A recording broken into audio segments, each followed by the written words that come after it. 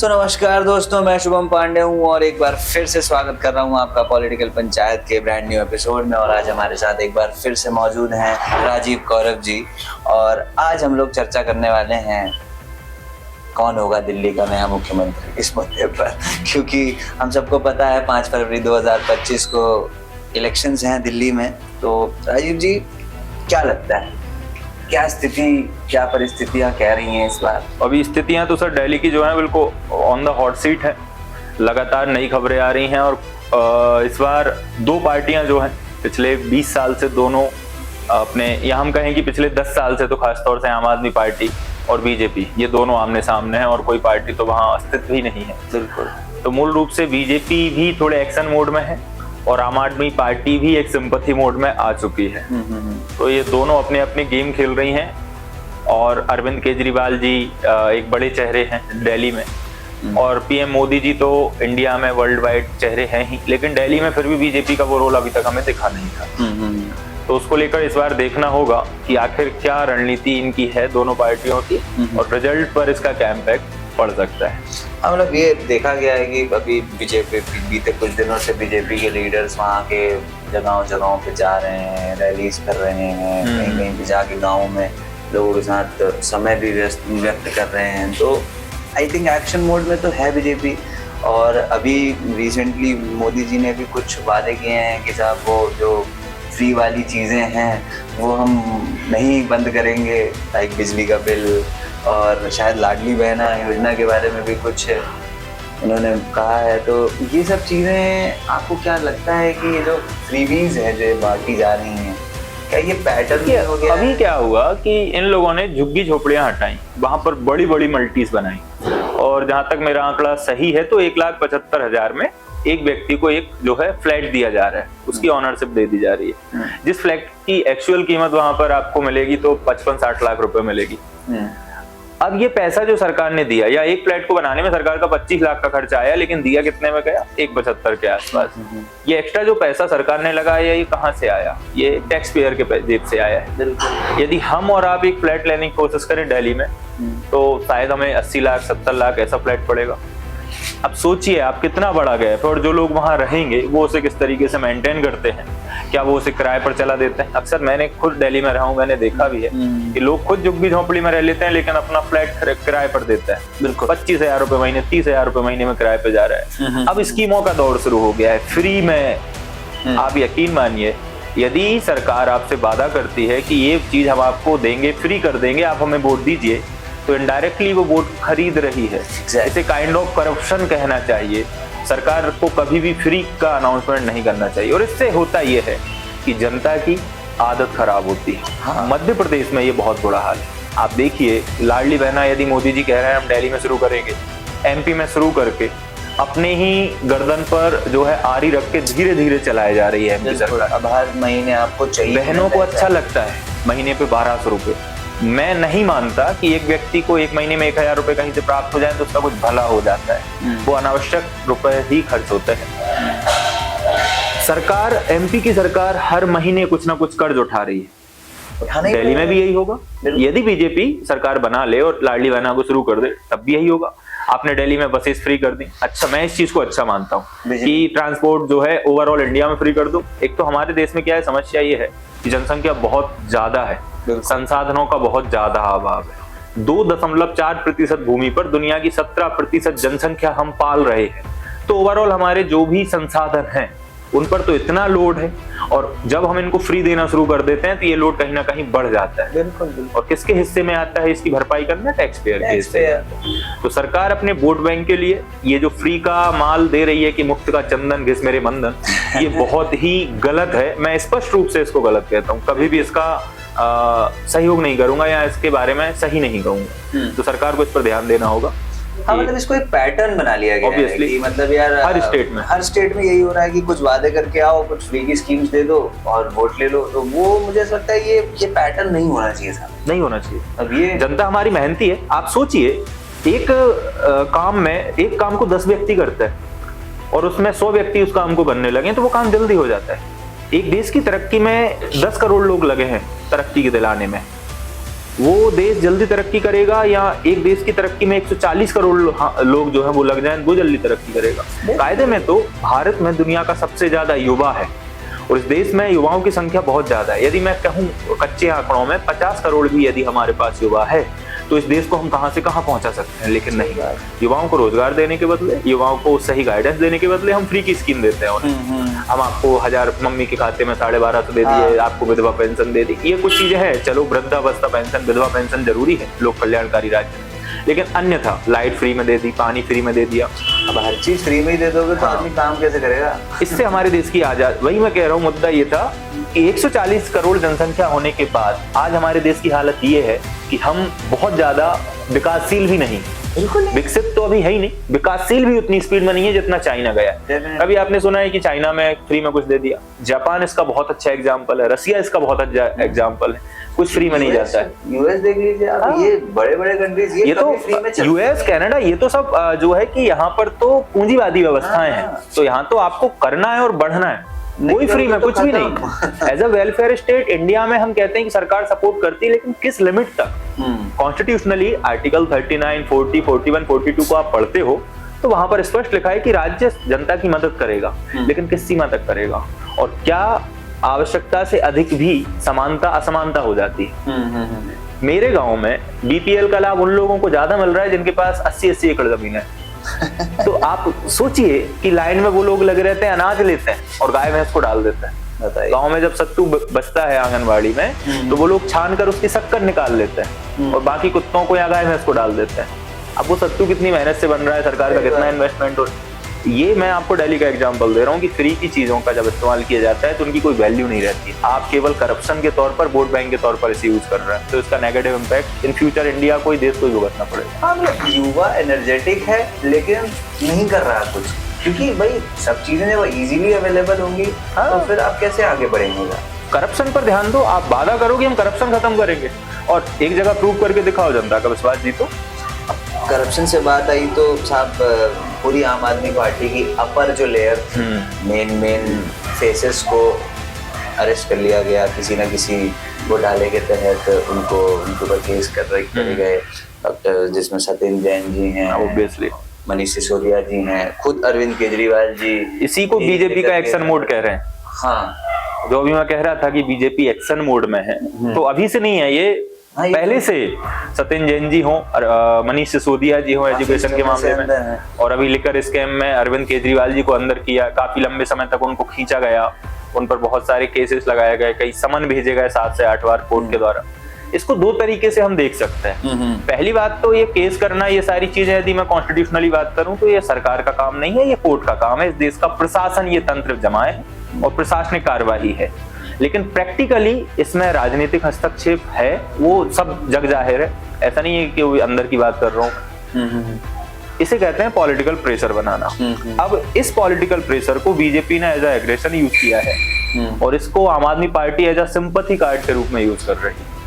जब वही कि अरविंद केजरीवाल जेल से बाहर आए और उन्होंने प्रेस कॉन्फ्रेंस में जो अपना रोना रोया लोगों के सामने कि हम जो है केंद्र में है, सरकार हम पर दबाव बना रही है, सारे तंत्र सरकार के हाथ में है, पुलिस हमारे पास है ही नहीं, और ऊपर से जो लेफ्टिनेंट गवर्नर की जो पावर इंक्रीज कर रहे हैं, सीएम की पावर जो है विधानमंडल की शक्तियों को कम किया जा रहा है वादा सेंट्रल गवर्नमेंट, उसके ऊपर भी बहुत सारे उन्होंने तीर दागे हैं रूलिंग पार्टी के ऊपर, इंडिया की रूलिंग पार्टी बीजेपी के ऊपर।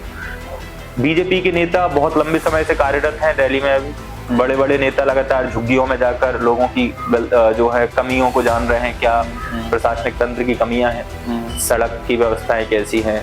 दिल्ली में जो एजुकेशन का एक बहुत बड़ा वो बनाया है सीएम अरविंद केजरीवाल ने कि एजुकेशन के मामले में जो एक्स्ट्रा कैरिकुलम एक्टिविटीज हैं उसकी तरफ बढ़ावा कि जब बराक ओबामा और उनकी वाइफ आई थी इंडिया तो उन्होंने भी इसकी तारीफ की थी, विजिट किया था वहां पर, तो वो एक हब बन गया था। ओवरऑल वर्ल्ड की उस पर नजर थी कि इंडिया में गवर्नमेंट स्कूल में ऐसी कैरिकुलम एक्टिविटीज हो रही हैं, तो उसको भी एक बड़ा अस्त्र बना रहे हैं अरविंद केजरीवाल जी। बिल्कुल।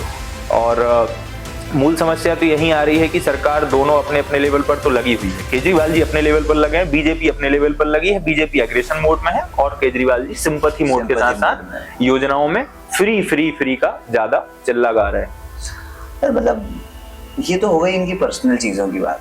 मैं एक पर्सनल सवाल पूछता हूँ, इतने सारे केसेस हो गए, इतने सारे स्कैम्स हो गए, इतने सारे सम्मन्स हो गए, इतना सारा समय हो गया, अंदर गए, अंदर से बाहर आ गए, पूरा सीएम का कार्यकाल उन्होंने जेल के अंदर से किया, उसके बाद आया आतिशी को सीएम बना दिया, खुद छोड़ दिया। क्या सच में कुछ है कि ये भी एक मतलब, क्योंकि केजरीवाल जी तो स्ट्रेट फॉरवर्ड कह रहे हैं कि साहब मेरे को तो politically, this is a political war I guess, तो वो तो स्ट्रेट फॉरवर्ड ये कमेंट कर रहे हैं कि भाई मेरे को तो पॉलिटिकली फंसाया जा रहा है। एक व्यक्ति अपनी बारात से लौटा और रात में सोया, अगले दिन उसको राजा बनना था और उसको वनवास दे दिया गया। जब उसको वनवास मिला तो उसने अपने छोटे भाई को पूरा राजपाट सौंप दिया और उसके छोटे भाई ने चरण पादुकाएं अपने सिर पर रखकर, राज सिंहासन पर रखकर शासन किया। वो इतिहास अपने आप को मैंने दोहराता हुआ देखा कि जब अरविंद केजरीवाल जी जेल गए और आकर उन्होंने जेल से पहली बात तो जेल में रहकर एज अ सीएम वर्क किया। ये भी एक कॉन्स्टिट्यूशनली डिबेट का विषय है। हाँ। कि कोई व्यक्ति सीएम है, जेल पहुंच गया और वहां से अपना कार्यकाल चालू रख रहा है। अलाउंस किसने, ये कैसे? हाँ, तो वो एक बहुत ही दांवपेच वाला खेल है। सुप्रीम कोर्ट उस पर ज्यादा विस्तार से जानकारी देगा। आते ही आतिशी जी ने पद ग्रहण किया और आपने देखा होगा वो एक तांडव सा हुआ था कि सीएम की कुर्सी बगल में रखी है लेकिन खाली है।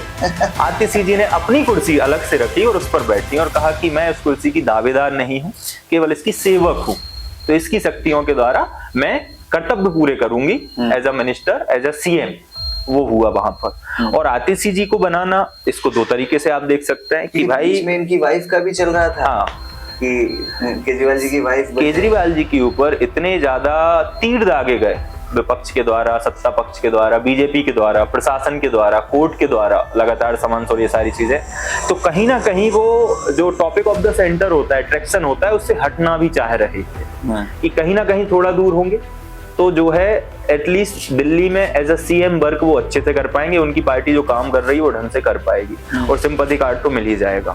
तो वो भी उसके पीछे एक रणनीति है। ये कोई एक्सीडेंटल नहीं है कि अचानक वो आए और आतिशी जी ने ले लिया, नहीं, ये पूरा प्री प्लान्ड था। पॉलिटिकल स्ट्रैटेजी है, पॉलिटिकल स्ट्रैटेजी है, ताकि वो जो है जो तीर झेलने वाला व्यक्ति है वो सत्ता से थोड़ा सा किनारे होकर किसी और को बिठाए ताकि काम स्मूथली चले। अब वो अलग होकर झेल लेगा सब कुछ। और इन फ्यूचर हो सकता है कुछ ऐसे अंदर के मामले दबे हुए हों जिससे नेगेटिव पॉलिटिकल प्रेशर बना हो, जो जग जाहिर नहीं है फिलहाल, तो अंदरूनी बातें कुछ भी हो सकती हैं इसमें। राजीव जी क्या लगता है, मतलब अगर आम आदमी पार्टी जीतती है तो जो अगला सीएम होगा वो कौन होंगे? केजरीवाल जी होंगे, आतिशी जी होंगी या कोई और? देखिए, दिल्ली की पॉलिटिक्स अभी जिस तरीके से अनस्टेबल चल रही है उस बारे में किसी एक चेहरे का नाम लेना तो दिल्ली की जनता के साथ अन्याय होगा, मेरा ऐसा मानना है। मुझे व्यक्तिगत तौर पर ऐसा लग रहा है कि अगला सीएम जब इलेक्शन होगा और जब कोई व्यक्ति बनेगा तो अरविंद केजरीवाल ही होंगे।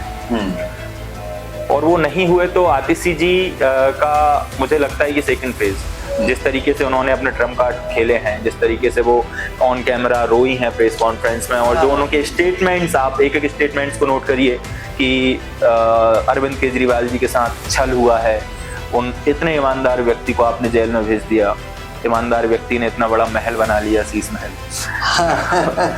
ये भी एक बहुत बड़ा विवाद है साहब। अभी हाल फिलहाल में अपने आसाम के चीफ मिनिस्टर बिस्वा जी ने कहा कि साहब ताजमहल बनवाया गया था शाहजहां द्वारा, तो केजरीवाल द्वारा बनवाया गया शीश महल। तो ये भी एक बहुत बड़ा एजेंडा बना दिया गया विपक्ष द्वारा। और विपक्ष इसलिए बनेगा, आप यकीन मानिए, मैं थोड़ा से ऐसे बात करूंगा कि जब Britishers as a East India company India में आए थे तो इन्होंने भयंकर यहाँ पर लूटपाट की, बहुत लूटा। और ईस्ट इंडिया कंपनी को वो प्रॉफिट ना देकर वो जो अधिकारी थे वो अपने जेब में रखते थे कि ये हमारी पर्सनल इनकम है, not as a income of company. एक व्यक्ति था उनमें जिसने बंगाल वाले रीजन को जीता था, एक गवर्नर थे भारत के। तो जब वो लौटकर इंग्लैंड गए तो महारानी का जो घर था, जो महल था, विक्टोरिया पैलेस, उसके सामने उन्होंने दुगना बड़ा पैलेस बनाने के लिए पटवारियों को बुला लिया, नपती चालू हो गई कि विक्टोरिया से बड़ा पैलेस बनाऊंगा। जब ये बात विक्टोरिया को पता चली तो वो जो है उनके दिमाग में आ गई कि ईस्ट इंडिया कंपनी के पास इतना पैसा आ कहां से रहा है। और पता चला कि ईस्ट इंडिया कंपनी घाटे में है लेकिन अधिकारी बड़े मजे ले रहे हैं। तो ईस्ट इंडिया कंपनी पर लगाम लगा दी गई और ऐसी लगाम लगी कि 55 साल बाद वो पूरी की पूरी ईस्ट इंडिया कंपनी खत्म हो गई और पूरा कमान आ गया ब्रिटेन की सरकार के हाथ में 1858 के एक्ट में। वारेन हेस्टिंग्स और वो सारी चीजें, रॉबर्ट क्लाइव उन व्यक्ति का नाम था। यही हुआ जब अरविंद केजरीवाल जी ने इतना बड़ा घर बनाया तो वो चढ़ गए नजरों में प्रशासन की कि एक आप समझिए एक चीफ मिनिस्टर है, चीफ मिनिस्टर को कितनी मासिक इनकम होती है? 1.5 लाख रुपए से लेकर 3 लाख रुपए तक इनको पैसे मैक्सिमम, सारे अलाउंसेस और भत्ते मत्ते सब मिलाकर 3 लाख रुपए तक मैक्स मिलेगा, मेरा जहां तक गणित सही है। बिल्कुल। इतने पैसे में, और आपको कितना समय हुआ है जैसे सीएम, और आपके खर्चे, आपकी फैमिली, ये सारी चीजें कैसे चल रही हैं? इतने पैसे में आपने एक इतना बड़ा महल खड़ा कर दिया, इसमें करोड़ों की लागत है, ये सारी चीजें हैं, तो ऑब्वियसली किसी को भी जनता के आप सेवक हो, शासक नहीं हो, और जनता सेवक को ऐसा आलीशान, वो पुरानी वही लाल फीता शाही कि हम तो रूलर हैं और भव्य हमारा महल होगा, इस कारण भी ये प्रशासन की नजरों में चढ़ है। तो एक वो बड़ा मुद्दा बना हुआ है। पॉइंट और आता है ना कि साहब पहले तो इनकम टैक्स में भी थे और इनकम टैक्स में जो कमाई होती है वो तो लोग जानते हैं, जाहिर है। हाँ, ईमानदार व्यक्ति यदि आप नहीं हैं तो, हालांकि मैं ये नहीं कह रहा हूँ कि केजरीवाल जी ईमानदार नहीं है, लेकिन बट हमें नहीं पता, नहीं पता, न्यूट्रल है हम इस बारे में, हमें कुछ भी नहीं पता, हम नहीं कहना चाहते इस बारे में। अब खैर, जैसे आम आदमी पार्टी के फेस की बात हुई तो आपने कहा कि साहब केजरीवाल जी डेफिनेटली, और मुझे नहीं लगता कि उस पार्टी में उनसे बेहतर अभी कोई फिलहाल फेस है।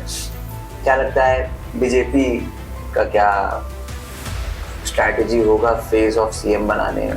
क्या वापस से मध्य प्रदेश, छत्तीसगढ़ और राजस्थान में जो हुआ वैसा कुछ देखने को मिलेगा कि कोई अचानक से कोई नया ही आ जाएगा? बीजेपी का जो पुराना अनुभव है वो कुछ और कहता है। अभी कुछ चर्चा हुई थी कि स्मृति ईरानी जी को भी वो चेहरा बना सकते हैं, इवन कहीं मैंने सुना मनोज तिवारी जी भी। अब स्मृति ईरानी जी तो हारी अभी यूपी में, उनकी लोकसभा इलेक्शन में बहुत बुरी, उनका मेरठ जो अमेठी में उनकी जो हार हुई है, तो उस कारण से मैं तो नहीं मानता कि उनको दिल्ली सौंप देनी चाहिए एज अ फेस। 1992 में मोतीलाल जी एक बड़ा चेहरा हुआ करते थे बीजेपी का, तो एक प्रकार से नेचुरल फेस जिसे हम कहते हैं वो थे, लेकिन उस समय भी बीजेपी नहीं जीत पाई। 1997 में, 98 में जब मोतीलाल जी को, सुषमा स्वराज को चेहरा बनाया गया तब भी बीजेपी हारी। 2003 में फिर से मोतीलाल जी को चेहरा बनाया गया तब भी बीजेपी हारी। 2010 में, इवन 2008 में जो है कि ये क्या नाम था, मदन लाल जी को चेहरा बनाया गया। 2013 में तो अपने ये विजय डॉक्टर हर्षवर्धन जी को चेहरा बनाया गया। किरण बेदी 2015 में चेहरा बनी। जब जब बीजेपी ने चेहरा बनाया है बीजेपी हारी। और जब से मेरी राजनीतिक समझ शुरू हुई है, कहीं भी चाहे वो पीएम का इलेक्शन हो और चाहे वो स्टेट का इलेक्शन हो, बीजेपी ने कभी भी अपना चेहरा पहले अनाउंस नहीं किया है। अभी हमें एमपी के इलेक्शन में छत्तीसगढ़ जो है और राजस्थान वाले इलेक्शन में हमें ये लग रहा था कि फला फला व्यक्ति बनेंगे, एग्जिट पोल्स वगैरह न्यूज पर कई नाम आ गए थे। उन सबसे परे आरएसएस के एक ऐसे व्यक्ति को जो लगभग 1995 से सत्ता में थे, 2003 में जिन्होंने अपनी टिकट वापस कर दी थी, मध्य प्रदेश के मोहन यादव जी ने टिकट ही वापस कर दी थी 2003 में, उनको उन्होंने उठा के फिर से ले आए। कहाँ 20 साल बाद लाकर उनको फिर से फेस बना दिया, कहाँ से उठा कहाँ बिठा दिया। जब मोहन यादव जी को सीएम बनाया गया तो न्यूज पर ये पढ़ा गया, यहाँ कई और भी राज्यों के सीएम जब बीजेपी ने बनाए तो उन व्यक्तियों के बारे में कोई जानकारी गूगल पे नहीं मिल रही थी ढूंढने से कि ये व्यक्ति है कौन। राजस्थान में जो शर्मा जी हैं वो तो पहली बार एमएलए का टिकट लिए हैं, पहली बार विधायक बने और डायरेक्ट सीएम। तो इस अनुभव के आधार पर हम ये कह सकते हैं कि बीजेपी किसे अपना चेहरा बनाएगी, इस बारे में बात करना तो सही नहीं है, क्योंकि वो गलत ही होगा ऑब्वियसली आगे चलकर। हाँ, मतलब तुम कर लो कितना, हाँ, कितना कर लो, गैस कर लो, वो गेम खेल रही है कि तुम में क्षमता हो तो करके दिखाओगे। हाँ, बोले तुम पर्ची खेलो, वो पर्ची नहीं मिलेगी तो खैर सही है। मुझे ऐसा लगता है somewhere this strategy works for them, काम करती है उनके लिए और उन्हें भरोसा है अपने, वो बैक करते हैं अपने पुराने लोगों को। और मेरे को पर्सनली उस समय मैं भी एक ऐसे इंटरव्यू के दौरान बात कर रहा था कि साहब एक इनएक्सपीरियंस्ड आदमी को आपने मध्य प्रदेश में सीएम बना दिया। तो मैंने उस समय वहां पे हमारे साथ एक गेस्ट थे, उन्होंने बड़ी अच्छी एक बात कही कि साहब बोले देखो ये कितनी अच्छी स्ट्रैटेजी है कि इससे नीचे की लेयर पे कितना भरोसा होगा, भाई तुम बस काम करो, कभी भी किसी को भी कभी भी राजा बना मौका मिल सकता है ऑब्वियसली। तो ये बहुत अच्छी रणनीति रही और ऑब्वियसली फिर तीनों स्टेट्स में लगातार देखा गया। साहब छत्तीसगढ़ में भी वो शाही साहब को लेके आए, इधर शर्मा जी को लेके, खासतौर से वो लोग जो आरएसएस से मजबूती से जुड़े रहे। डेफिनेटली, तो वो तो खैर आरएसएस तो वैसे भी बीजेपी का एक बहुत बड़ा बैकबोन स्टार्टिंग से ही रहा है, तो उसमें कोई वाली बात नहीं है। अब साहब मेरा जो बेसिकली मेन कहना है कि जैसे जब जब ये इलेक्शंस होते हैं तो बहुत सारी कैंपेनिंग्स लोग करते हैं आम आदमी पार्टी अपनी कैंपेनिंग कर रही है अपने तरीके से, आपने कहा सिंपैथी गेन कर रहे हैं। बीजेपी डेफिनेटली फायर मोड में है, एक्शन मोड में है, इनके भी अपने तरीके से कैंपेनिंग कर रही है। विधायकों की छीना झपटी शुरू हो गई है, पार्टी के इस पार्टी के सदस्य उसमें उसके इसमें। एग्जैक्टली, तो बीजेपी का जो पैटर्न हो गया आज की डेट में इलेक्शंस के दौरान, वो यही हो गया है कि अपोजिशन की पार्टी को वीक करना और अपोजिशन के कुछ मेन फेसेस को ले लेना, अपने तरफ ले लेना। यही बीजेपी ने हुआ कि वो पहले कांग्रेस मुक्त करना चाहती थी और खुद कांग्रेसियों से युक्त हो गई है। तो ऐसे कुछ आम आदमी पार्टी के भी लीडर्स ऑब्वियसली ज्वाइन होते हुए दिख रहे हैं या दिखेंगे भी है, क्योंकि जिस इंडिया अलायंस के साथ मिलकर आम आदमी पार्टी ने इस देश में लोकसभा का चुनाव लड़ा, जो लोकतंत्र दुनिया का सबसे बड़ा लोकतांत्रिक चुनाव था, और अचानक से फिर उससे हटके जब जीत हाथ नहीं लगी, तो फिर लोकल में जब आप आए, जहां आपका गढ़ है वहां आपने कांग्रेस को किनारे कर दिया। कांग्रेस तो बेचारी 2015 में भी 0 पर थी, 2020 में भी 0 पर थी, 2025 में शायद ही वहां कोई, अभी तो नाम भी नहीं आ रहा है, कांग्रेस का कोई रोल है नहीं दिल्ली में, एक भी सीट उसके हाथ था। दिल्ली से तो कि हाँ, आम आदमी पार्टी 67-68 सीट 70 सीट तक उसका है कि 67-68 सीट तो वो खींचती थे, पिछली बार भी यही हुआ था। हालांकि बीजेपी ने थोड़ा सा कमबैक किया है, 2005 में जहाँ 3 सीटें थी वहाँ 2020 में 8 सीटें उसके हाथ आई हैं, कुछ सीटों पर 10-10 हजार वोट से ही जीत मिली है, तो वहां भी वो काम करेंगे कि जहां कम मार्जिन से जीते हैं वहां ज्यादा मार्जिन से जीते, और जहां कम मार्जिन से हारे हैं उस मार्जिन को कैसे भी कवर करके उन सीटों को और अपने अंडर में लाएं। तो बीजेपी का जीतना या हारना इस बात पर तय करता है कि आम आदमी पार्टी की स्ट्रेटजी क्या होगी। मेरा व्यक्तिगत मानना है कि बीजेपी का रोल यहाँ पर कम है, आम आदमी पार्टी का ज्यादा है। आम आदमी पार्टी की पॉलिसी डिसाइड करेगी कि वो कहाँ जाएगी। यदि उसकी पॉलिसीज नेगेटिव रही और वो कम वादे कर पाए जनता से, क्योंकि अभी तक हमने देखा है अरविंद केजरीवाल जी की एक कमी ये भी रही है कि वादे बहुत बड़े बड़े कर दिए थे और वो पूरे नहीं हो पाए, और अब जनता उनके बारे में सोच रही है। यमुना नदी की साफ सफाई हो, दिल्ली को दुनिया का सबसे खूबसूरत और टेक्नोलॉजी वाला शहर बनाने की बात हो, दिल्ली को IT हब बनाने की बात हो, जो कि पॉलिटिकल हब है, IT हब कैसे ही बनेगा, बहुत सारे उन्होंने वादे किए। हाँ, तो एक बारिश में पता चल जाता है कि क्या चल रहा है, 1-2 दिन बारिश हो जाए तो साफ बाहर निकल जाए। अब इतने बड़े बड़े वादे किए थे, 2015 में उन्होंने कहा एक बार CM बना दो, 5 साल में अपना साफ कर दूंगा, 2020 में भी यही कहा, और 2025 में वो यही कह रहे हैं कि मुझे एक मौका और दो, मैं अपना साफ कर दूंगा। तो जनता ग्रिप कर रही है कुछ चीजों को कि कहां तक ये व्यक्ति सही जा रहा है। मैं तो प्रैक्टिकलिटी के दौरान सोचता हूँ कि यमुना नदी साफ करा दूंगा 5 साल में। It takes time, it will take time, process में समय लगेगा, परमिशंस में समय लगेगा, भाई थोड़ा समझो सोचो जनता। हाँ, लेकिन 2 ओपिनियंस हैं। एक तो 2 टाइप की लोग हैं दिल्ली इलेक्शन को हम देखें, एक तो people of the Delhi and outside of the Delhi, other nation में जो पीपल्स हैं उनका सोचना अलग है दिल्ली में लेकर, केजरीवाल जी को लेकर, लेकिन पर्टिकुलर दिल्ली के सर्कल के लोगों की इमेज अलग, क्योंकि पिछले इलेक्शन से भी हमें पता चला है कि केजरीवाल जी की छवि दिल्ली में तो अच्छी है। न्यूज मीडिया में जब पब्लिक ओपिनियन लिए जाते हैं तो वहां के लोग मैक्सिमम सपोर्ट ही करते हैं केजरीवाल जी का, तो दिल्ली के लोग इसे किस तरीके से ले रहे हैं वो इम्पैक्टफुल रहेगा। और हम यदि आउट ऑफ दिल्ली ये कवरेज करते हैं तो वो थोड़ा सा टफ है उसके बारे में अनुमान लगाना कि कहाँ जाएगा ये। एक लास्ट सवाल साहब, क्या लगता है कि कौन जीत रहा है? ये तो सर कहना मुश्किल है, लेकिन आम आदमी पार्टी क्योंकि सत्ता में है, पूरा दिल्ली का तंत्र उसके हाथ में है, लेकिन बीजेपी भी केंद्र में और लगातार 3 साल से वो जीत रही है। लोकसभा चुनाव में बीजेपी इस बार जो थोड़ी सी सीटें इसकी कमी है राम मंदिर बनवाने के बाद, और यूपी में जो इसको करारी हार मिली, एक प्रकार से काइंड ऑफ हार ही कह सकते हैं हम, कि बहुत कम सीटें उसके हाथ में आई हैं, जबकि मध्य प्रदेश ने तो अपनी वफा का पूरा जो है सलीका उसे बताया कि भाई हाँ हम आपके प्रति वफादार हैं। 29 में से 29 सीट यदि मिली तो उसका बहुत बड़ा रोल है। बिल्कुल। लेकिन आप देखिए कि वही हुआ कि मध्य प्रदेश को क्या मिला इससे, अभी तक कोई भी ऐसी सेंट्रल की स्कीम जो MP के लिए हितकारी हो वो हम नहीं कह सकते। हाँ, जीतेगा कौन इसको लेकर यही है कि बीजेपी अपने काम कर रही है, आम आदमी पार्टी अपने कामों में लगी है।